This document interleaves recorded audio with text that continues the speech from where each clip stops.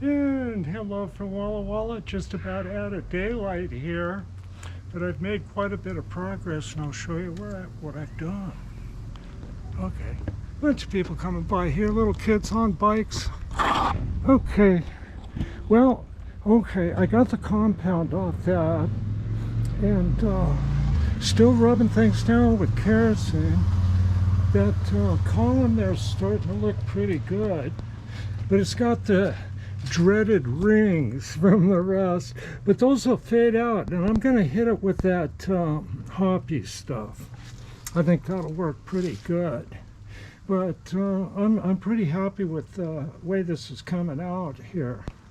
So got a little bit more paint to come off this, but inside I got stuff going inside here. Let's have a look. Oh, I've been using this old Brown and Sharp mill. Now, I'm going to paint the Axelson maybe a little darker than this, but I'm using the same paint. And I mix it a little bit darker. But I'll tell you what, this little color chuck's just a great thing to have on this. That's handy. And I have a hard time seeing those witness marks, and one of them's adjustable. Like the head will flop over, like it's hanging to the left. Well, it'll flop around and kind of hang to the right, too. So you have to use the regular scales. And I have a hard time finding the mark there. The mark here wasn't real good, so I put that little piece of brass, see, with a point on it. I trimmed the head in and put that one there. Then I put a little tiny one right there, and all that is brass shim. This stuff up here, got a bunch of brass shim there. Just took a little piece of it and epoxy glued it on there. It'll make it a lot easier because I flop this head around a lot. And if you need to trim it, it'll be easier to go from there. And I set them up like this, you know. I think I got them pretty good. All right, so that's going. Here's the compound top slide. And I'm going to clean this thing up and get it looking pretty good. You know, there's some big old nicks in it. And it's kind of, you know, old machines get battle scars. And this one is no exception. I'm going to show you a big old chunk of metal missing here. Look at that. Just a big chunk got sheared off there.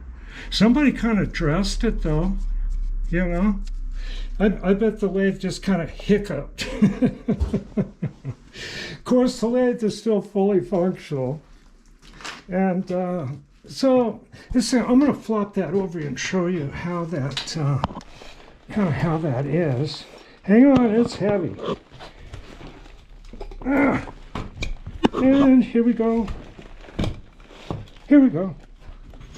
Here's the angle gear drive.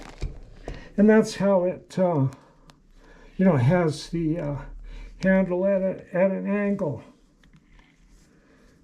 Yeah, that's kind of neat. Sometimes on some lathes they'll have a couple of spur gears and have it parallel but raised up so it doesn't interfere with your crossfeed dial. So here's the carriage stop. The taper attachment bracket, I'm scraping the stuff off yet, and it just takes time. It's a lot of work. I think it is.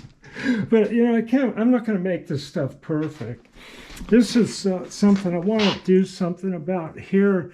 It's where someone banged it with a hammer on both sides, you know, tapping it over to set it at an angle. So I'm going to, I don't know, do something about that. And I think I should too. But yeah, back on this paint, I think this tractor paint's okay. You know, it's I just went and bought some primer, and the good news is the price didn't go up. It's like $23 a quart, which I don't know is good or bad. I don't know, but what I've got to show is, hold on. It's a milestone.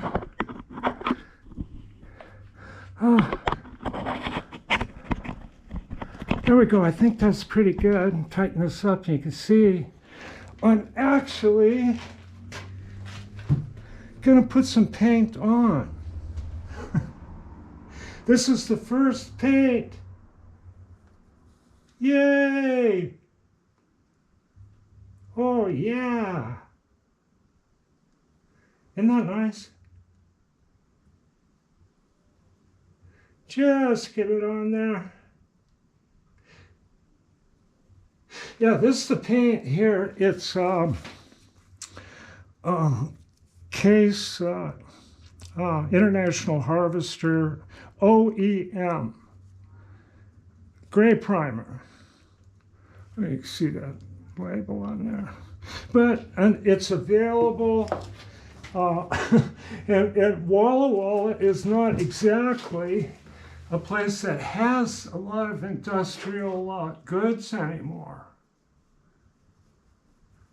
So I usually use Sherwin-Williams. I used Sherwin-Williams on that little Monarch there years and years ago, and it held up good.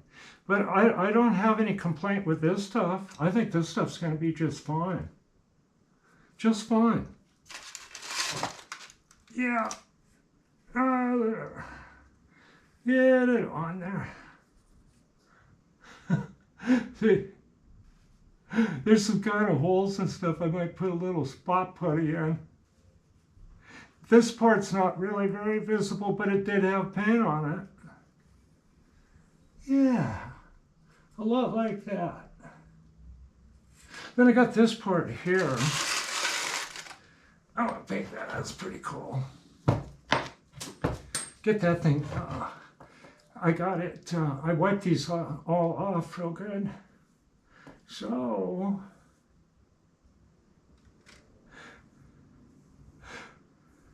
an old machine tool dealer years ago was using these sponge brushes, and I find they work pretty good for detail and kind of in general. And they put the paint on pretty smooth. This is primer, of course. Just get a little primer on there. I'm so excited. You know, I just wondered if this was ever going to happen. I know it's going to happen, but, you know, you get kind of, we got to get that off there. Slap it around. Get it up here, right, see. Get that off there. I am a terrible painter, I'll tell you right now.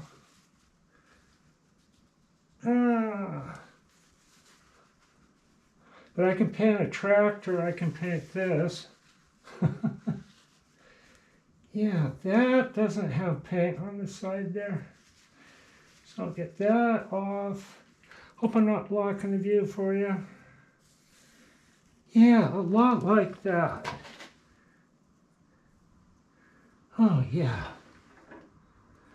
I'll get that on there, right in there.